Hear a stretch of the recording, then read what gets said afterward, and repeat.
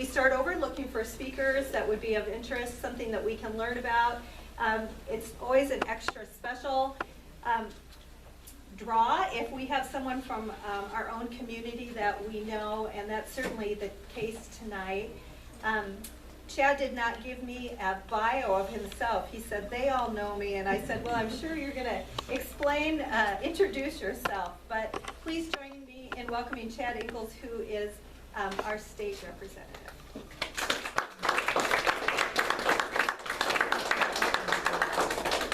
Well, thank you very much, and I'm pretty sure I do know, everybody knows me in here, but grew up just between Fayette and Maynard. Went to Fayette school up until through my freshman year, then went to West Central my last 3 years, went to Iowa State, came back and farmed, but I've always been interested in government. Even in high school, I was the kid that everybody else gave a bad time because I knew the answers to the questions in government class. But, and then of course was on the school board for a long time because I was interested in government. But just kind of want to get started. This picture here was taken just after I was sworn in. And I just want to say it's the biggest honor to get to represent the people of my home district. When I talked about running, I think when I first brought it up, we were on our way to the Special Olympics. And both my mother and mother-in-law were in the car. She said, they both said, if you're going to do this, you're going to be nice to everybody. You're not going to be one of those politicians that plays to one side. And so I've tried my best to do that in everything I've done. And then also, I couldn't do this without the support of my family. I'm gone 4 days a week, about a third of the year. They cover so much at home. And so I just very appreciative that they allow me to do this. The first week, this is, so we got sworn in the first day. I think it started at like 10. We had our swearing in ceremony, everything. Everybody came up, and this is me signing my oath of office. And then the picture was taken, that first picture was taken just a little while after that. I tell people it's like getting dropped off at college. Your family's there helping you celebrate everything, and then all of a sudden they pile out and you're here with a bunch of people you don't know and you have no idea what's going on. But we kind of get through it. In that first picture, so this is a seat I sat in initially. I sat there for about 2 hours, and then we go through the process of selecting our seats, and it's all by seniority. So I'll show you where I ended up at. But this was over where somebody else had been for a while, and so we got to move around, and so that was kind of fun. That was after all the family left and everything. Everybody gets a map of the seats, and we start going down the list and marking off, and you're scrambling, well, where do I want to sit, and who do I want to sit by? I didn't have much choice. I was like 5th from the end. Big thing that first week was trying to figure out where is everything, and there's still days I had turned the wrong way and inside the Capitol. But the House is, pretty much everything I'm going to talk about is from my perspective in the House, because the Senate operates a whole lot different, even though you would think that most of it's similar. They do things a lot differently over there. So if we're downtown looking towards the Capitol, facing east, I've got the north arrow this way. The House is on the north side of the Capitol. The Senate's on the south side. Then we've got the rotunda in the middle. On both ends, is there a light on this, Leslie? Oh, there. Yep. So the chambers are right there on both sides, and the rotunda in the middle. There's offices and meeting rooms here on both ends. On the first floor is the old Supreme Court chamber and some legislative offices. On the other side, underneath the Senate, is the governor's office, the Secretary of State's formal office. I think the treasurer has a formal office in there, but they really do their work at different buildings. Then on the ground floor is the cafeteria and meeting rooms. I still haven't been in all the rooms. And then also on the ground floor is the kind of the governor's working office. They have a lot of staff, and I got a quick tour through there. Started out on the ground floor and ended up on they've got passageway between floors just within the governor's office. Is kind of neat. So if anybody has any questions along the way, feel free. So here's looking at down at the rotunda. We've got the house on this side, the Senate doors over here, the law library is right here. We've got a post office within the Capitol, so we get mail and we can send and receive mail there. Important part here is the IT department. They keep us working with our computers. A little different view here. I kind of flipped around. So the house is here on the left, Senate, and what they kind of call the third chamber is in the rotunda is where the lobby kind of sets up camp. You can see, it's hard to see there, but there's a great big table there, and that'll be piled up with briefcases and bags from all the lobbyists. And then the lobbyists kind of set up camp all the way around. There's some tables, and they're usually in the same spots all session longer. Once they get their spots, so if you come out looking for somebody, you kind of have an idea where they are. And the lobby kind of gets a bad name because they're trying to get you to vote a certain way, of course. But they're really a great resource on a lot of issues. If we have questions as legislators, well, what is this issue going to do if we make this change? We go find the specialist in the lobby, work through that. And if they don't treat you right, they're going to find out about it. I've had more than one veteran legislator tell me, this lobbyist lied to me, I've never spoken to him again. And so they need to treat the senators and the representatives right. We've been told repeatedly, you don't need to be their friend, they're trying to be your friend. And so you kind of go with that kind of, because they're always working an angle, and they're making sometimes big money with whatever organization they work with. But you do think they bring expertise? They bring a lot of expertise, yeah, on a wide range of issues. And I'll kind of get into it. When you get handed a bill, I was handed a bill, I had no idea what it was. It was about port authorities.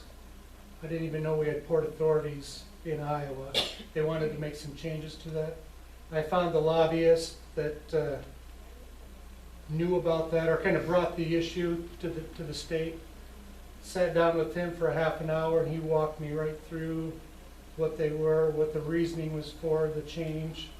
And so then, because I have to, as a legislator, managing a bill, I have to go back and be able to explain it to 100 representatives and get them to buy into it. And so I have to be able to know what I'm talking about. So we have ports? Port authorities. Yeah. So basically, a port authority in Iowa is similar to a 2080 agreement between communities or political districts, so that they can work together. And in this instance, they wanted to use it to, an example would be create like a bike path through multiple jurisdictions. So they could all create a port authority for the bike path and share costs, liability, depending on what their share of the endeavor was.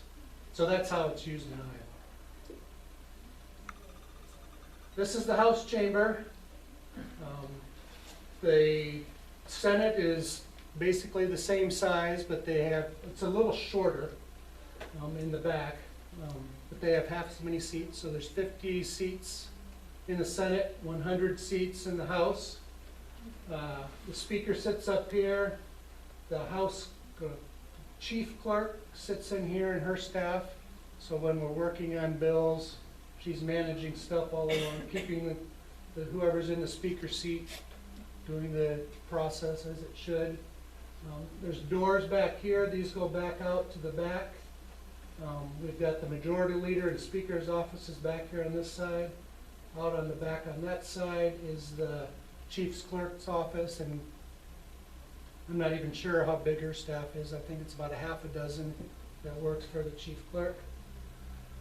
And I think the next slide I'll have, it'll get a little different map of who's all sitting where, but I sit right up here in the front row on the right side. So here's the map. It's color coded. So we've got Republicans, and whoever made this up put the Republicans in the pink and the Democrats in the blue. In the Senate, they're pretty much like we always envision, one on one side and one on the other. But in the House, we're kind of sprinkled, mixed in, whoever has the seniority. A lot of these have been here a long time, both here, and then over here have kind of been the longest serving ones. So the preferred seats are in the back. Preferred seats are generally in the back. However, we do have quite a few. It's kind of nice to sit up here. I've been told that like the third row, especially on the sides, is the best row, because you'll notice there's 5 here, but there's also 5 here, but there's a little more room. So the third row might be the best row to sit in if you want a little elbow room. It's pretty tight up here in the front row. So we have each seat, and then beside each desk is the desk about the width of this keyboard for our clerk. So it's tight space, and so back here, back in the back, they do have a lot more room for their clerks. But it's been really fun to sit in the front row. I wasn't sure I'd like it, but right here we have a lot of people going in and out all the time. So we've got there's stairs to go down to the first floor here, so people are cruising out there. You get to meet everybody and visit as they kind of come by. So it's been a chance to meet more people that way. 2021 with COVID, everybody wearing a mask and being a little more distance, it was really hard coming in as a freshman, getting to know people, especially outside of your party, because when we meet all the time to talk about bills and what's going on, we meet as one party meets in one room and the other party meets in the other room. So you got to know your own party people and not so much the other party. Are the clerks with you the whole day too? I mean, Yeah, it's and pretty so there's close, clerks on pretty in 2021, they had the clerks kind of either at home or in a different place. But yeah, the clerks are mixed in with us all the time. Yep. So there's about if 200 everybody has a clerk and everybody's there, you could have 200 people in the room. Generally, maybe half the clerks are there because a lot of committee chairmen, leadership have offices elsewhere in the building. So they're not necessarily out there all the time. And so just the ones that don't have a chairmanship or in a leadership position, our primary office that's my office right there. Whereas others can kind of get away from it. Here's the big board. So here in the House is all 100 of us. During voting, when we hit the button, our name will either light up green or red, whether it's yes or no.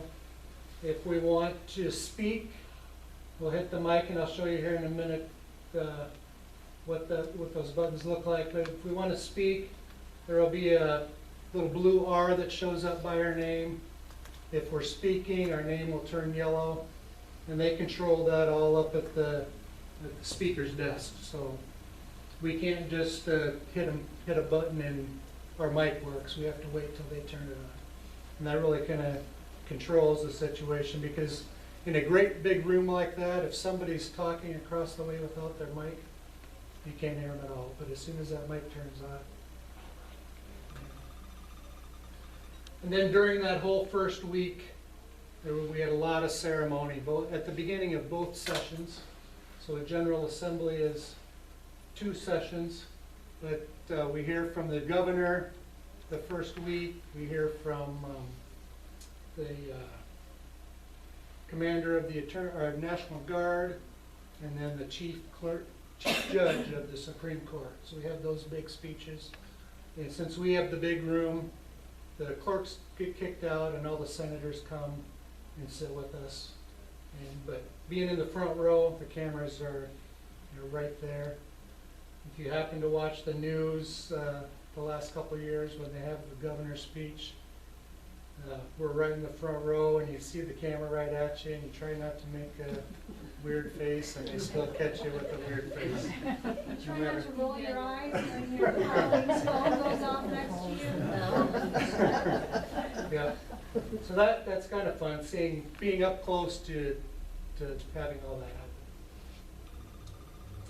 So then we get to, after the first week, we kind of really roll into what the session is going to look like, and talk about a fire hose of information.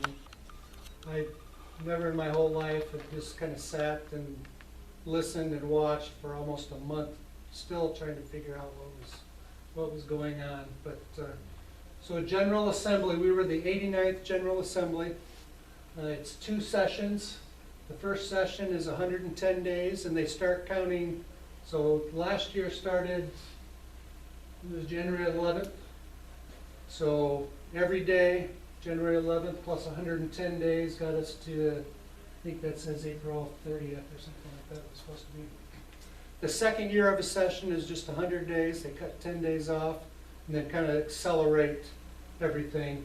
And this is hard to read, but just an idea. It's very prescriptive of what happens by this. I guess this first one is by the end of the 5th week. So by the end of the 5th week, if you're going to sponsor a bill, you have to have it submitted by drafting by then. And then all the rest of them say bills have to move through the process this far by this week, this far by this week. So we really keep on schedule, because if we didn't have a tight schedule, people would lollygag around and pile things on and add to things. So that keeps us moving along. And it seems, really puts a pinch on you when they call these funnel dates. There's 2 primary funnel dates when bills have to be moved out of committee in both the House and the Senate, and then a Senate bill has to be moved out of committee over in the House and vice versa. Those weeks are pretty stressful because people want to get things moving and stay in the process. If they don't clear those hurdles, then they're pretty much dead for this session unless they get amended into a bill sometime later. Then I'll kind of hit on some of the rules. And this whole schedule comes straight out of the House rules, and there's 82 House rules. And so I printed those off, so this is what the House goes by. If there's question, they go back to the rule. If somebody has a complaint, they can say, hey, I'm complaining because of this rule right here, and then it has to be resolved. Then I'll hit on calendars and committees and then some procedures. So here's just a few of the rules I pulled out, 6 of them. Rule 10 is the rule that gets most widely used in debate, that if there's an argument and maybe somebody from one party thinks somebody from the other party was disrespectful, they'll yell point of order, and they'll ask, what's your point? And they say Rule 10. So it's all about decorum, respect in the chamber. Rule 10 also relates to when we're in session in the House, men have to have either a jacket or a tie on in the House. If we're in the Senate, they have to have jacket and tie all the time. Also in this one, if there's somebody speaking, you're not allowed to walk between the speaker and the speaker in the chair and the person speaking out in the representative speaking, or between if 2 representatives are debating back and forth on something, we're not allowed to walk between them. So it's all part of the decorum. Chad, what's the dress code for women? No jeans. Okay. They don't wear suits necessarily. No. They They don't have to necessarily have a jacket or anything. And that kind of, that no jeans goes to Rule 20, the admission to the House. It's prescriptive on who can who can come into the house during the session. Recess, the public can come be invited in, but when we're in session, there's kind of limits on who gets to come in. And then lobbyists cannot come in. There's only about 2 circumstances where lobbyists can come into the chamber. It's during special ceremonies or recognition type things. Rule 31 is used for every bill. It's very prescriptive on how bills are read in, and it's read exactly the same way for every bill. And there's basically a script up at the speaker's chair for that. A big one is the rule, order and precedence of motions. They have that listed out, what motions and what order you can do those in. Voting. And Rule 75, if there's an issue and maybe a representative is not there and it's a close issue, by rule, 5 representatives in writing can request for us not to go any further until all the representatives are in the chamber. And that may mean sending a state trooper to that representative's home and escorting them back to the chamber. And it's been done in the past. It hasn't been done while I've been there, but it's something that can be done. There's no voting, absentee voting then, or? No absentee Must be voting. present. Yep, you must be present. Yep. And then Rule 80, quorum and record roll call votes, kind of the same thing. If we have it's primarily on amendments. There's an amendment, most of the time they're just voice votes. But if it's generally the minority party, if we have a vote, they can request a record vote. And so that would mean we log on the machine, it would be in the journal and everything. Otherwise, it would just be a pass or fail. So here's how we vote, and there's some more rules related to voting. Rule 74, the manner of voting says we either push one of those 2 buttons, A or nay, if we're at our desk. So if we're away from our desk and in the chamber, the speaker recognizes us, says our name and how we vote. And that gets put into recorded in the machine. Call of the House. I knew I was going to forget these. I put it on there for a reason.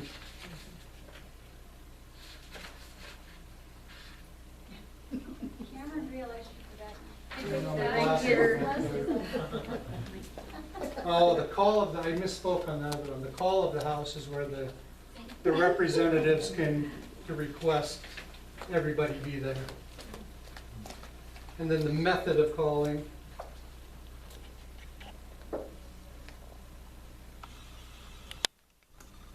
And so that in Rule 79, the method of calling prescribes how the Sergeant at Arms can get the State Patrol and everybody involved.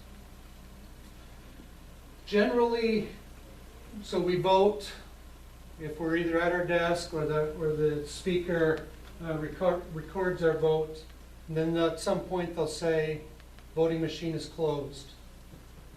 If we're not in the chamber at that point, during the first session, we have 20 minutes to come in and record our vote. Say we're in a meeting or out in the rotunda talking with a constituent or something. We can come in and record our vote, but it can't change the outcome of the vote. Session 2, we have just 10 minutes. If we're not there at all, so this year I was gone for a week with COVID. They had a bill up on biofuels bill that they ran that week. It was the first bill of the session. So when I came back, I could record how I would have voted. It doesn't count in the record, but it's in the journal. Representative Ingels would have voted aye on such and such a bill. That way, a lot of organizations, when they go back to endorse a candidate for the next election, they a lot of times have a scoring system on how you voted on an issue. And if you didn't vote, or if you voted no, you may lose some points on the score. So I had a couple organizations say, as soon as they saw I was back, get in and record your vote on that, because this is one of the things that we're gonna score. Chad, question. Yep. Help me understand session 1 and session 2. So session 1 would be the first, so a general assembly is 2 years. Yeah, okay. Session 1 would be first year, and then session 2 would be second. Good. Is it a totally different funnel for each session? It's ramped up a couple weeks. So, But they're different bills in each session that. right. Some of the bills in the first session can carry, I mean, they can carry over. We can still go back and address them Mhm. if they were put on the proper calendar at the end of the first session. So calendars, and we think of calendars in several different ways at the Capitol. So we've got the calendar for the whole session, and kind of walk through the different funnels and processes. We also have debate calendars or bill calendars. The one on the right side, at the Capitol, we call it the white calendar and the blue calendar, because this calendar gets printed on blue paper. It's a little easier for us simple people to keep things straight that way. The regular calendar, or the white calendar, includes all the bills that are eligible for debate at the time. And I printed this off from, I think it was February 28th of 2022. So there's February 28th of this year. So at that time, we had 141 bills that were available to be debated in the House. By House rule, bills have to be moved on to the blue calendar or the debate calendar at least a day before they can be debated. So on February 28th, we had 36 bills that could be debated the next day. And I look back, and by the end of that week, we had passed 36 bills. It may not have been all of those, some more may have been added on in the next day or two, because I think that week we did, I think we did 9 bills on one day, and then 27 bill, or whatever it would be to get to 36. And had 27 bills on Thursday that week before we went home. And so this is, and when you're on, when they're your bills, if you're managing a bill, keep track, I've got a bill over here, but you're always looking when that daily debate calendar comes out, and it doesn't come out every day, because we don't debate every day. You do a quick scan through here. I better get ready if I see my name on there. I'm gonna be managing a bill tomorrow. Who or what determines what moves from the white to the blue? Okay. Or you can I'm just get gonna that. try to make that. So this calendar has everything that's been passed out of committee. The blue calendar is managed by the House, or majority leader in the House, so currently a Republican. And so if we have a bill over on this calendar that we would like to see debated, we may have to go back and ask and give a reason why we should move a bill from one calendar to the next calendar. And I've had to do that more than once. Go back and say, hey, I've got this bill, because he's got a couple staff that keeps track of all the bills, but the majority leader isn't necessarily looking through all those bills all the time. So you go back and make a request. This is what bill, this is why, and cross your fingers, and usually he'll say, I'll take a look at it, or yeah, that sounds like a good idea, and you hope it shows up. Chad, are all bills debated or some passed without debate? All bills that are passed are debated. Okay, Not all bills are debated. yeah. There's a lot, at the end of the session, there still may be 15 pages of bills that we don't even get to. Or in some instances that, well, in the instance of a House, we may have passed them in the House, they got sent to the Senate, and they're sitting on their regular calendar over there and don't get debated, and vice versa. 141 seems like a lot of bills. Are some of them fairly petty and, Yep, and I'll show you one of the smallest bills that I got to manage. The very first bill I forgot about it until I was going through pictures. Yeah, some are as little as one word change and some may be 60, 70 pages. So committees, we learned about committees in their first week or so. I'm on 5 committees. This is kind of hard to read, but agriculture, economic growth, education, environmental protection, and then over here on appropriations, everybody's on at least one appropriations, and I'm on the agricultural and natural resources appropriations.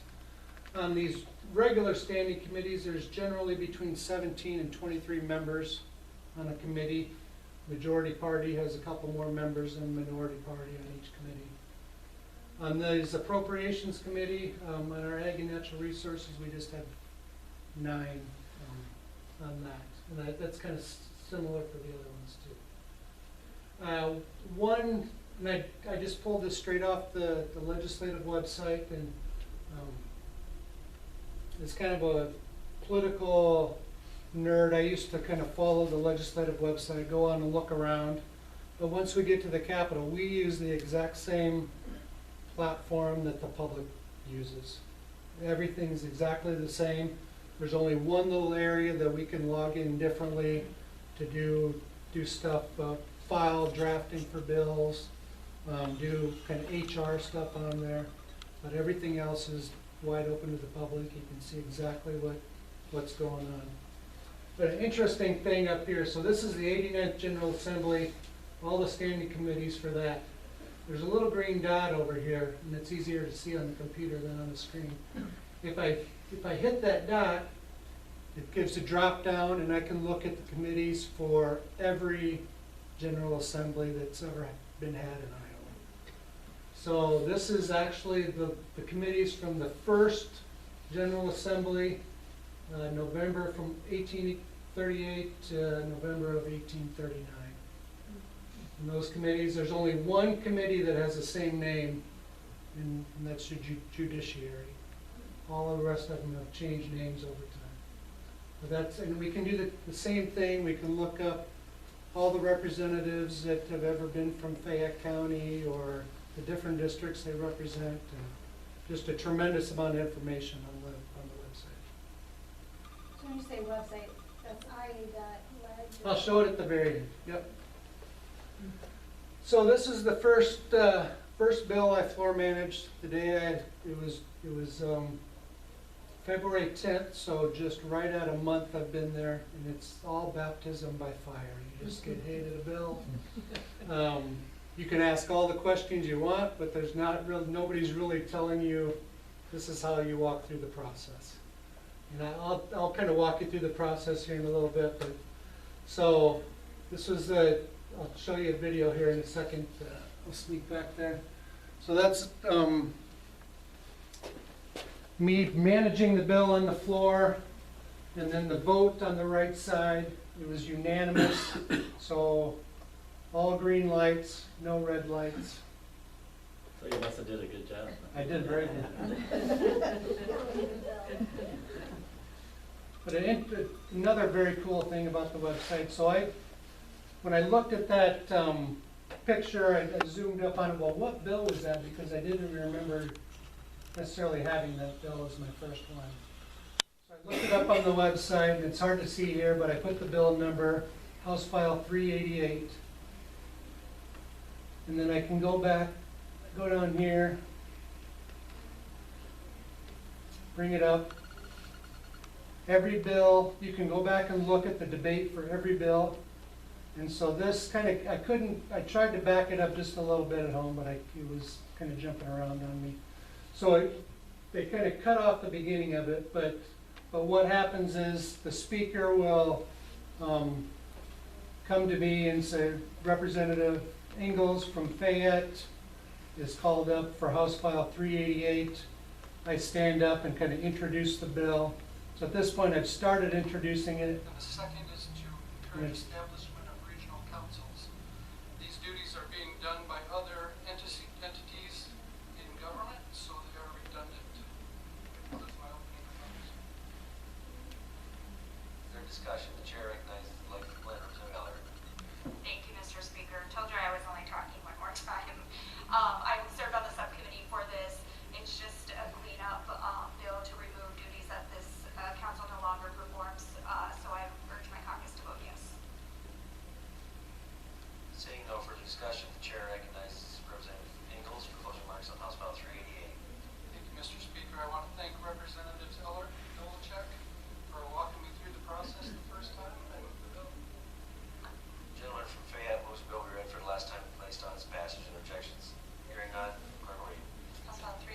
So since this was a very simple bill, it was actually two lines. If I go back to this up here, it's hard to see in, so this is on the right side is the governor's letter approving it. Here's the full bill right here. There was two lines right here. It struck two subsections of one piece of code. And so that's why there was essentially no debate on the bill. Very easy one for a freshman to do. What they, so for new legislators that have maybe a little more intricate bill, and maybe it's a little more controversial, you get a little more coaching on, well, these are the questions that might get asked by the other party. They may try to trip you up or something and kind of walk through there. But generally on every bill, the floor manager will stand up, give his opening comments. Somebody from the other party will make a comment. A lot of times they're agreeing with it. About 60, I kept track last year, and I meant to put that chart in there. Last year I kept track, a third of the bills were passed unanimously. I mean, two-thirds. Two-thirds of the bills were passed unanimously. So two-thirds of the time, the other party was standing up, said, yeah, I agree with this. I encourage my fellow members to vote aye. About 10% of the time, there's maybe 5 or 6 that vote against both parties. It could be either party that votes. Another 10 or 15% of the time, there may be 8 to 15 that vote no. But only about 10% of the time is it truly partisan vote where it's all one party yes and all one party no. So when we get told all the time that it's conflict on everything, it's not the case down there. And there is a lot of work between both parties on different issues. I just wonder how that compares to DC. I think it's probably fairly similar out there too. I mean, a lot of bills that get passed are just plain common sense good things. You hear about the ones that kind of get hung up and people fight over.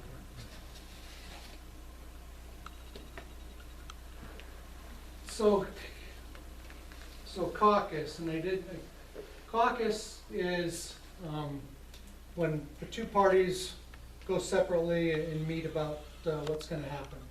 So when we get to this point in the House chamber, if a bill is going to be brought up, it's going to generally pass, because leadership won't bring up a bill just to let it fail.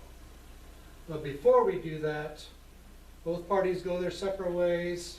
The floor manager, so as a floor manager in caucus, talking to my fellow party people, I say basically the same thing I'm going to say out on the House floor. This is why we should do it. This is what it does, because they're all working on different issues. They haven't followed along. And so this is what this is over here on this blue sheet, and the Democrats have their own format too. But we have House staff or caucus staff that look at every bill, break it down, what does it do by section and chapter, and give us a full explanation. And so this is what the actual bill would look like. It may be 1 page or 10 pages or 20 pages, and then they break it down. And it's impossible to read that, but we really rely on these we call them blue sheets in caucus. Some days we may vote on 2 bills, and that's all we vote on, but it may take 8 hours. The next time we may vote on 25 bills, and it takes 2 hours.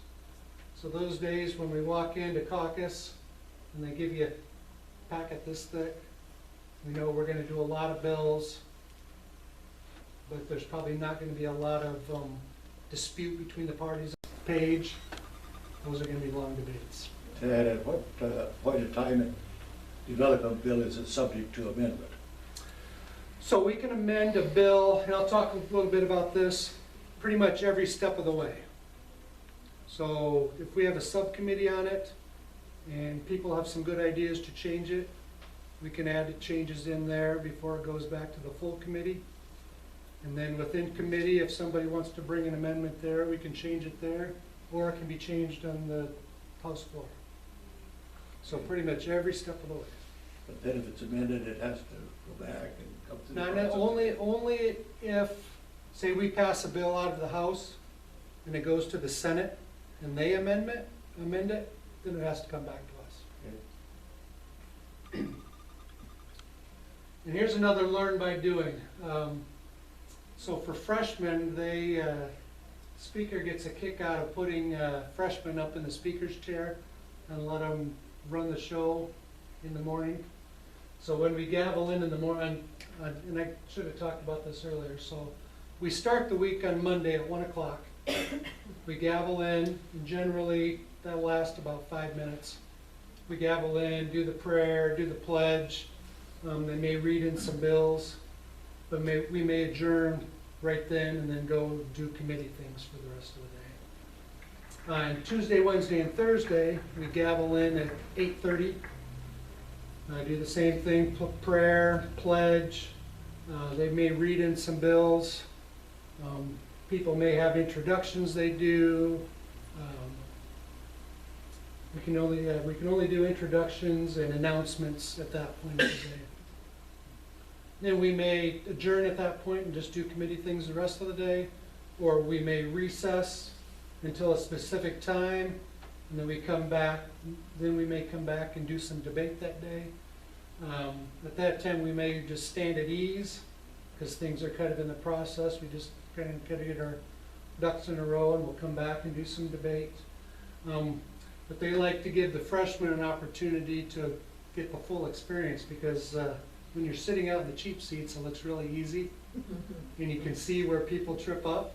When you're sitting in this seat and you have a script in front of you and you try to, the clerk sits here and tells you who to call on if there's introductions or announcements, and things start to happen and you have no idea what's going on, and you're just So where's the video of that one? no video of that. It's online if you look for it. Just don't know what day. But yeah, so it's fun, and they give you a hard time. You want to get this big wooden mallet and just block a wood at it. They say don't hit the wood too softly because you'll look silly, and then so you really whack on it. People jump and that kind of thing. Over here on the right is my clerk, Abby Ross. She was a student at Iowa State. She clerked for me both in 2021 and 2022. She's not going to be able to come back for me this next year. She's going to be close to being done at school, so she's working on that kind of stuff. So we both kind of figured out the process. If we had questions on tech stuff, she helped get the mailing list out for my email newsletter that I put out, managed the things there, formatted it correctly.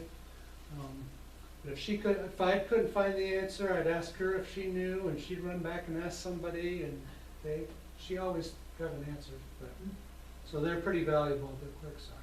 So is she a pretty typical clerk? Are they usually students? Yeah, so there's a mix.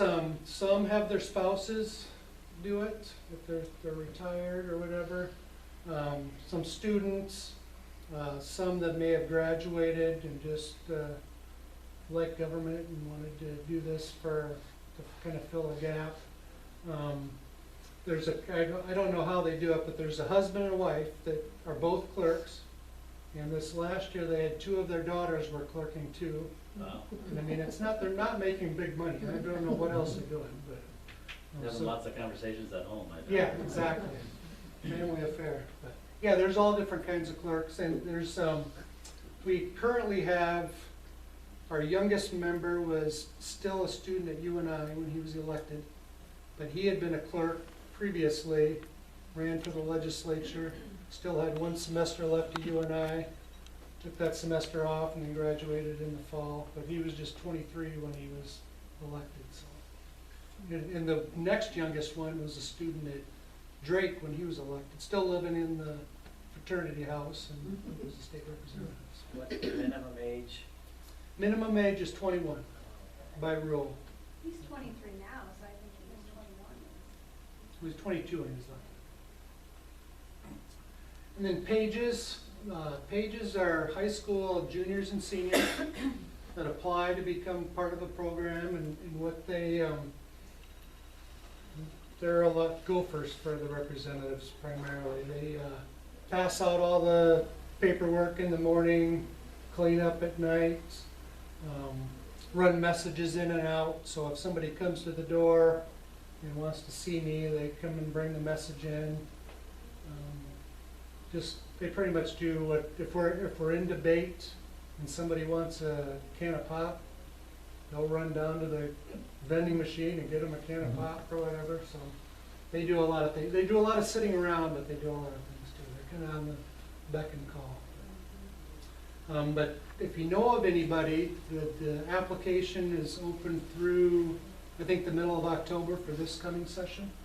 So they just have to be at least 16 and a junior or senior. You know, interesting thing about the legislative process, so in 2021, a few pages got together and said, we should really be getting some credit. Why can't we get school credit for this? So they encouraged one of the senators to draft a bill that granted them a half a social studies credit for being a page. Ran it through, we passed it, and so now anybody that's a page gets half a social studies credit by law. So my first bill, and so back on the session calendar. So in 2021, the final date to submit a bill for drafting was February 12th at 4:30 p.m. I had been kicking around an idea for that lockers need a grant program to help them expand or become more efficient. It been circling around the Capitol. Is anybody working on this? And I said, well, I think so-and-so is, and couldn't find anybody that was working on it. Had some just conversations with farmers and locker owners. Got some ideas together. About 2:30 on February 12th, I submitted my bill for first bill for drafting. That's the one that worked all the way through the process, and we passed it. But what happens with that, so drafting the Legislative Services Agency, so we have staff that we provide them basically ideas, and it can just be as simple as a couple of sentences, this is what it should look like. The professional staff there go back and search up into the code, do we have anything like this? Where would it fit in code? And they put together the language and how it would look like in code. You're on 5 committees. Do they ever overlap to where you have to decide which one you're going to attend? Or? Nope, on the calendar, they kind of slot you when they assign you, so they're assured that your committees don't overlap. And so that makes it challenging if you want to jump to a different committee in the future. You may have to give up one that you really want to be on to get one a different one. So through drafting, they come back, and it's kind of a negotiation process with the bill drafter.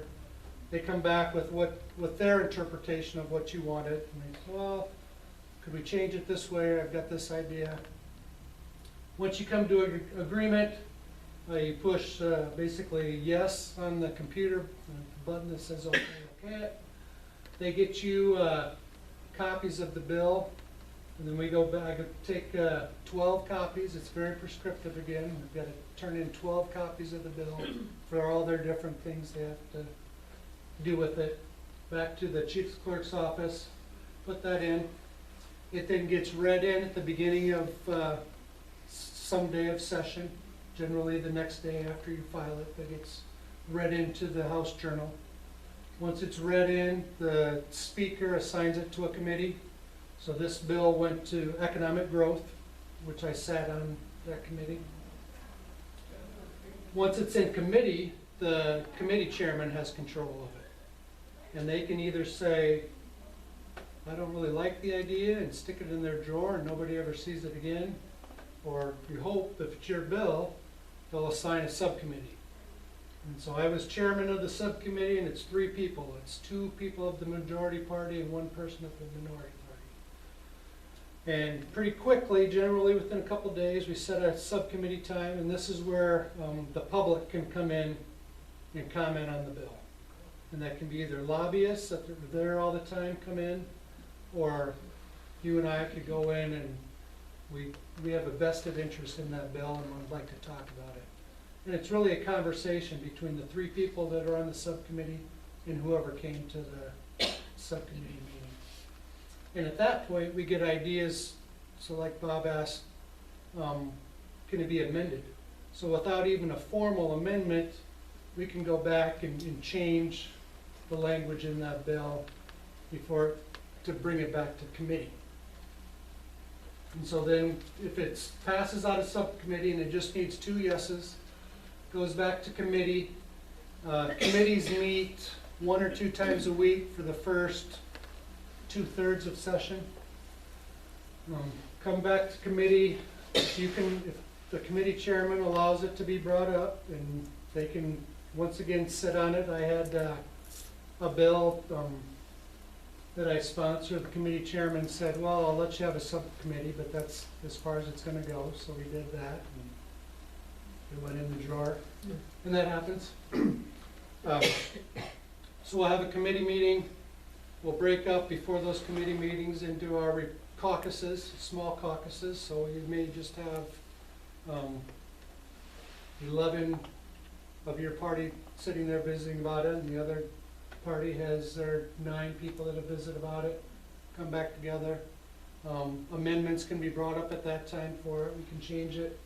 So if it passes out of committee, then it goes on the regular calendar, the white calendar I talked about. And then brought up to the floor in this whole time. For my bill, it passed out of the Economic Growth Committee, but it was a bill that appropriated funds. So then it had to go to the Appropriations Committee, start this subcommittee process over and kind of run through. A different person on that committee took charge of it, and so I didn't really have anything. When it came to the House floor, I stood up in support of it and said why I thought it was a good idea, but somebody else was managing it. And then it went over to the Senate. So in the Senate, same thing, same exact process, subcommittee, committee. I had a bill this year that I sponsored. It was a scholarship bill. Once it passed out of House, I actually went to the Senate subcommittee and made my case for it there, because it was something new. And so anybody, once again, on the Senate side, anybody can go talk about the bill. We had a conversation about it.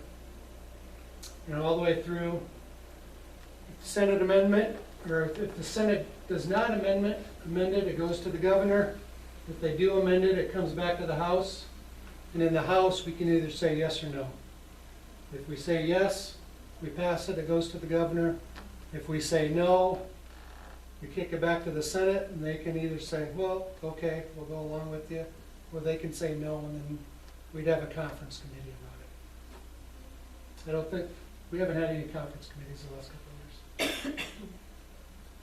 And so I won't go back, but once again, if you go back and look at the whole process for that bill.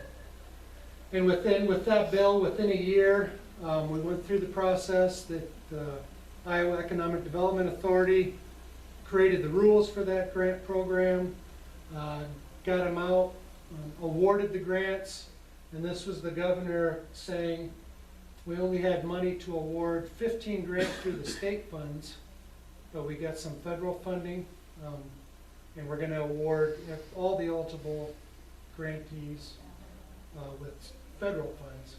And so we were looking through that, but that was all less than a year that all happened, so they really fast-tracked it through. But through that process, I worked with the people at Economic Development Authority to kind of frame the rules. This is what we wanted to look like. This is how they would roll it out and everything. So it's not just about what happens at the Capitol. We can also be involved in how it's rolled out and to the state.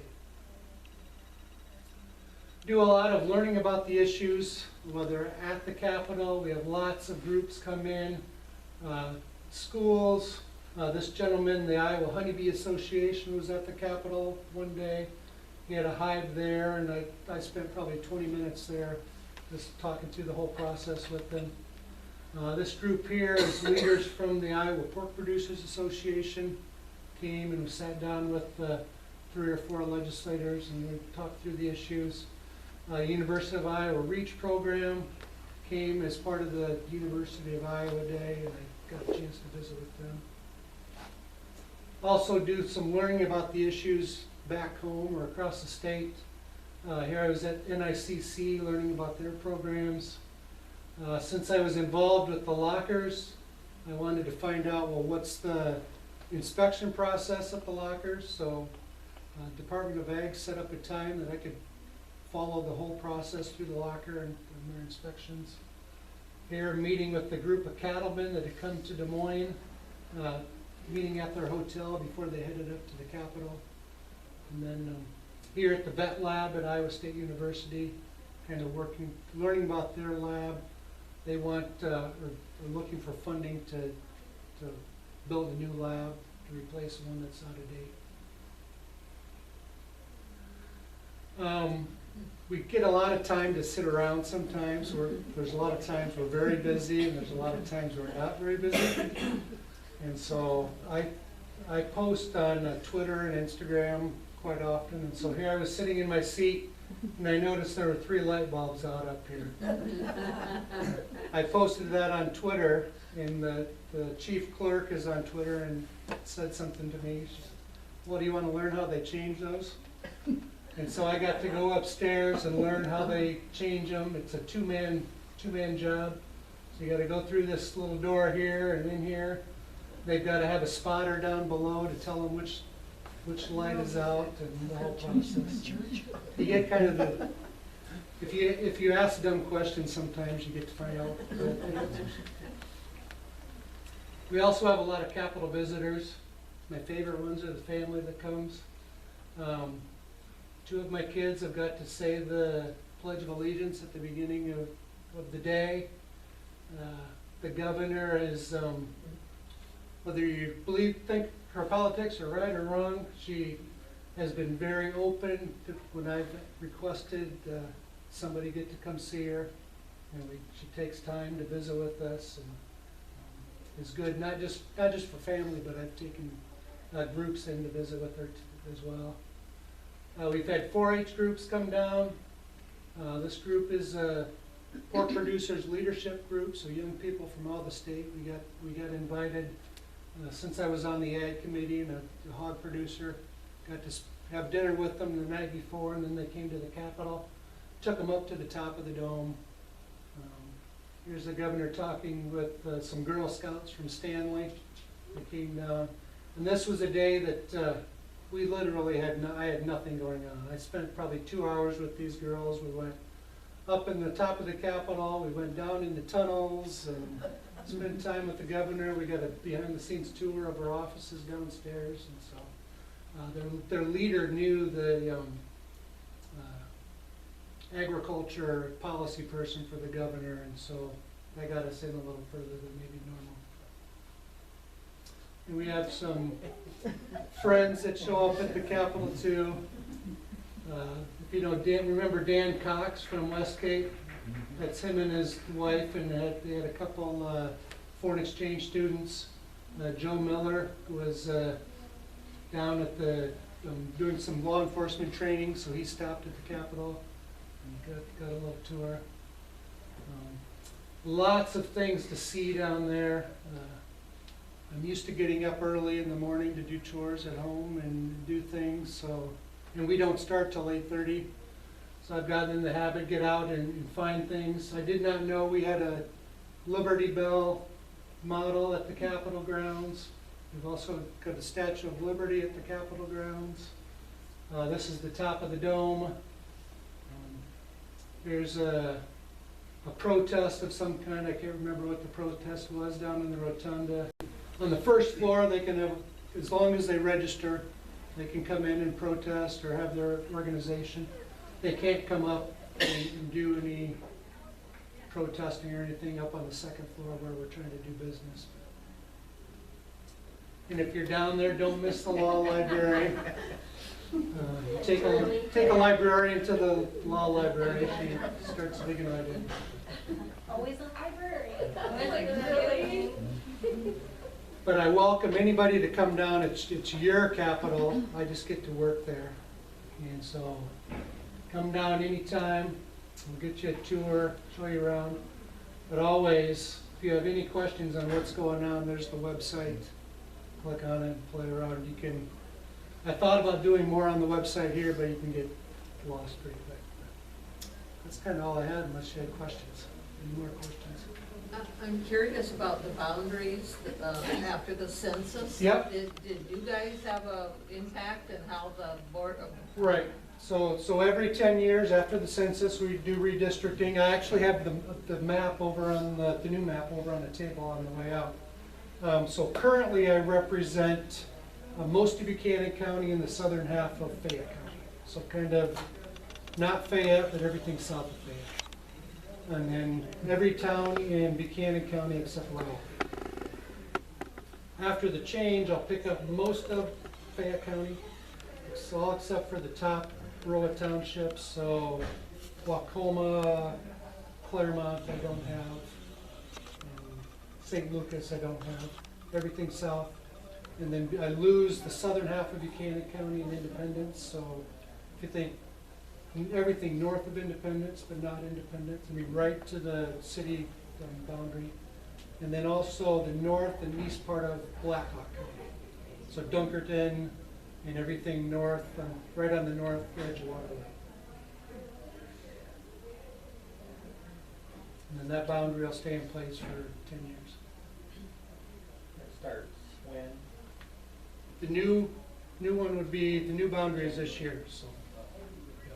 Did they set housing up for you? So housing, people do a lot of different things. So I just stay we get a good rate at the hotel down the street. It's just about 4 blocks away. When it's nice, I walk sometimes. Some people rent apartments. Some people that have been there a while, have got to know people, maybe share a house with 3 or 4 people. Kind of all different things. But we get a per diem every day around. When you explained about the 2 sessions, and you said one was 110 days, and the other was 100, is that working days? So they count it as every day. So I wasn't sure about that either. So when you start at January 1st or January 10th, it's 110 days from there. Count Saturdays and Sundays because they can call you in. If you have work to do and they want to do it, they can keep you there. Jen, the last 2 years we've gone later after session.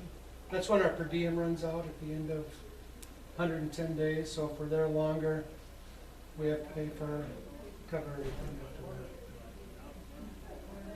But they really try to make an effort to. If we go late, like this year we went almost a month late. But the last 4 weeks we were only down there like 1 or 2 days a week, just when we had things to do. They didn't keep us there just to sit around.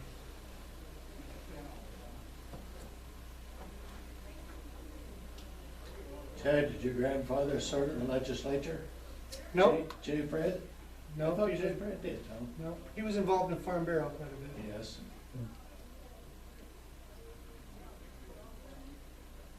That's all I got. Thank you.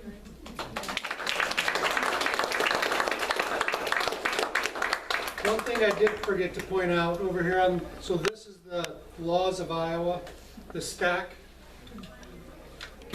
I looked back, so I'm 53. When I was born, there was 1 book. So it's expanded that much in 53 years. Well, thank you, Ted, very much. This is a great way to kick off our season.